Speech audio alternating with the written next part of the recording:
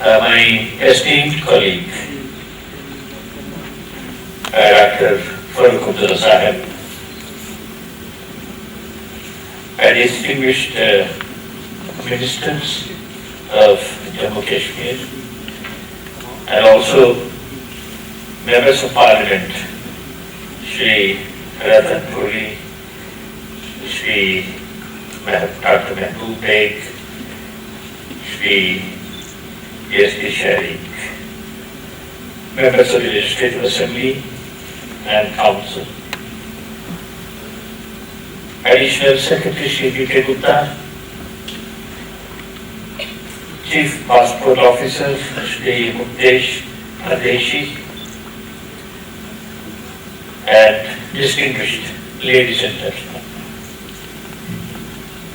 May I at the very outset extend my warmest greetings to all of you on the auspicious occasion of the holy month of Ramadan.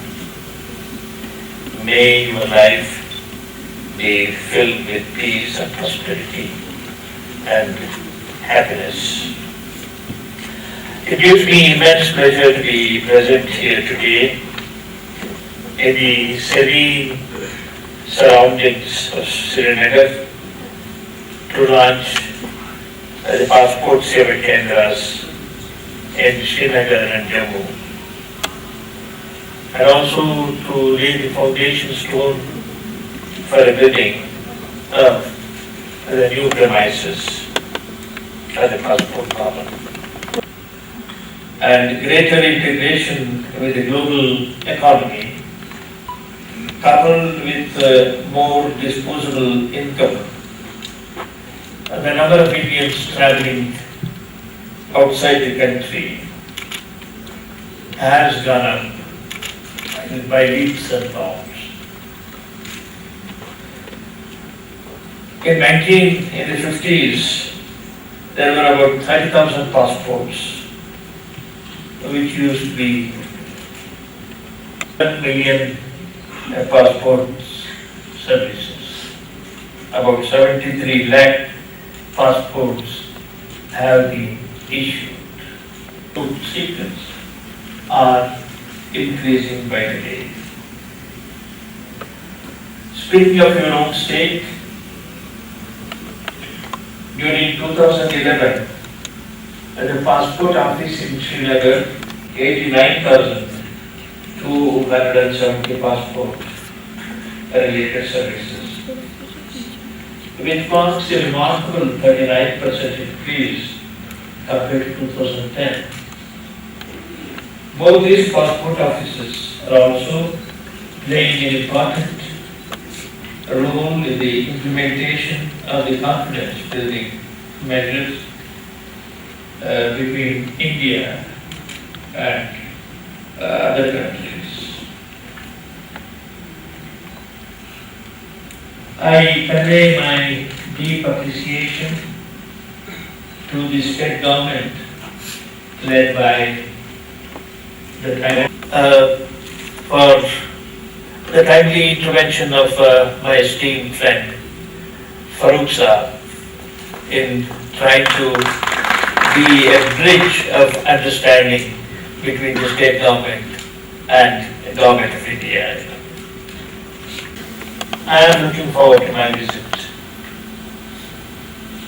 Last year, when the Foreign Minister of Pakistan, Mrs. Kar, came to Delhi as my guest, and then she was quite candid, quite frank, and she conveyed to me that the desire, that the idea has been a change in the mindset of Pakistan towards the relationship with India. And she repeatedly said this, not only in private, but reiterated it in public to the media also. And since then, every step that either Pakistan has taken or India has taken has been fully complementary to the kind of sentiments that the Foreign Minister of Pakistan expressed when she came to Delhi. I think Dr. Manmohan Singh line, as I have said repeatedly, is that we can choose our friends, but we cannot choose our neighbors. And when you have a neighbor, sometimes it may be a very difficult proposition to make them see things in the same perspective, in the same background as we look at things, international developments or bilateral developments for that matter.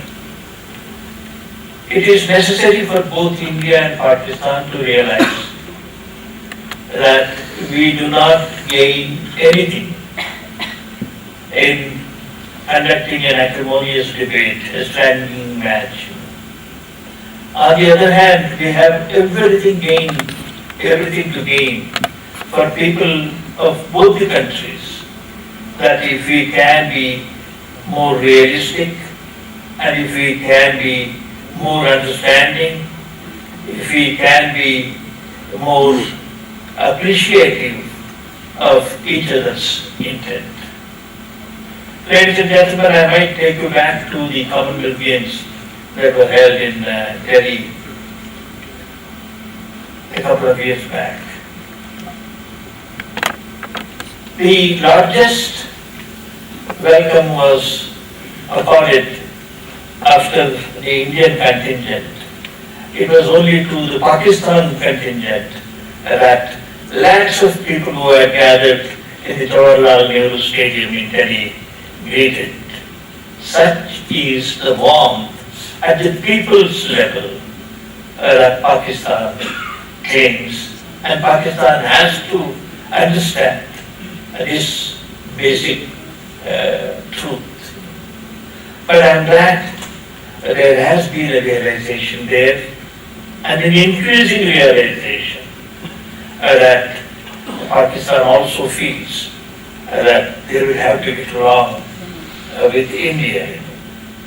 Very recently, President Azad was in India. He came here to offer prayers in Ajmer, and the Prime Minister took the opportunity of inviting him for a luncheon meeting. All of us were there, and it was one of the most cordial meetings.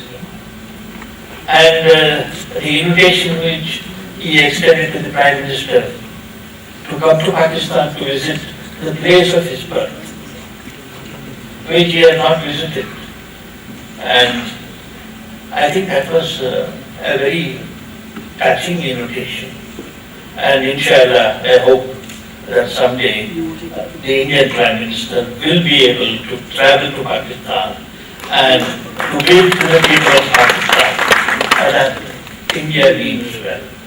It has been the consistent policy of India to engage Pakistan. I think the people-to-people engagement is an ongoing one. The Wagah borders, it has been liberalized. There is greater trade between our two countries. And as Chief Minister Omar mentioned, I think we will have to take up these trade-related issues. And my esteemed colleague, the Minister for Commerce, is engaged. He was himself in Pakistan very recently. And I'm sure that he will certainly pursue that so that both our countries will stand to gain. Ladies and gentlemen, Jammu and Kashmir have been going through some of the most tumultuous times. But I must compliment and commend the efforts of the government of Jammu and Kashmir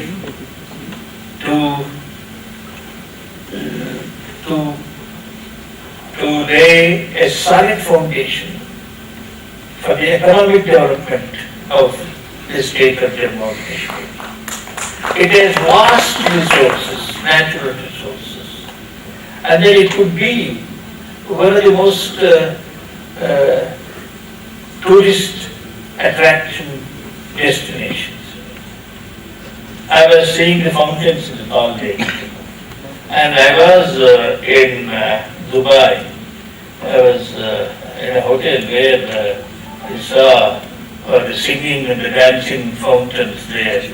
And just imagine that in the Dal Lake here in Kashmir, in Srinagar, if we can have those dancing fountains, what a big attraction it would be.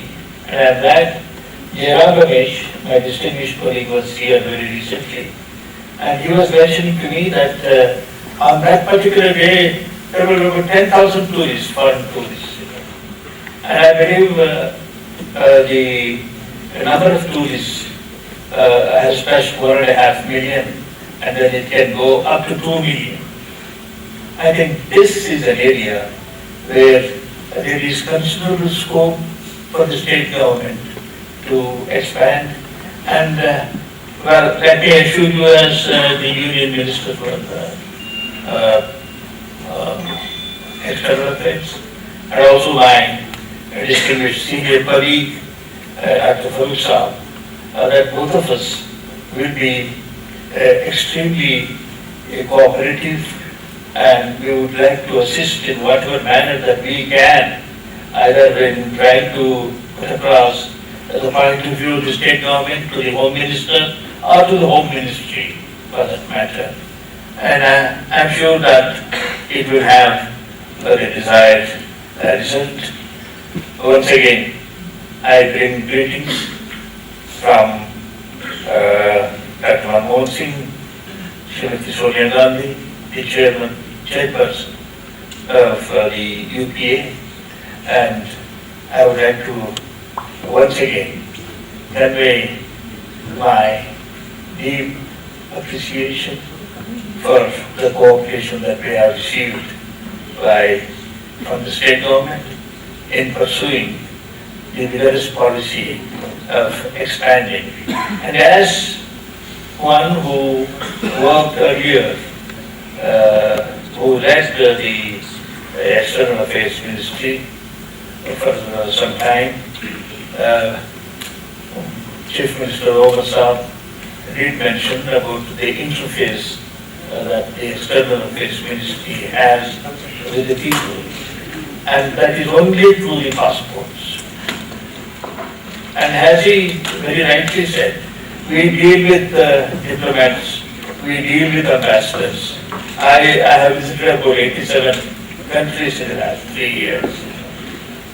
And well, that goes unnoticed, because it doesn't matter much to the people, because the impact of diplomacy, whether it is long term or medium term, it will take some time before that converts itself into dividends for our country.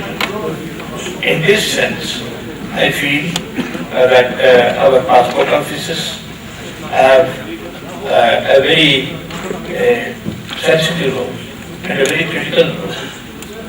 And I would like to recall here the efforts of the Tata Consultancy group with whom we have been working in the last 2 years.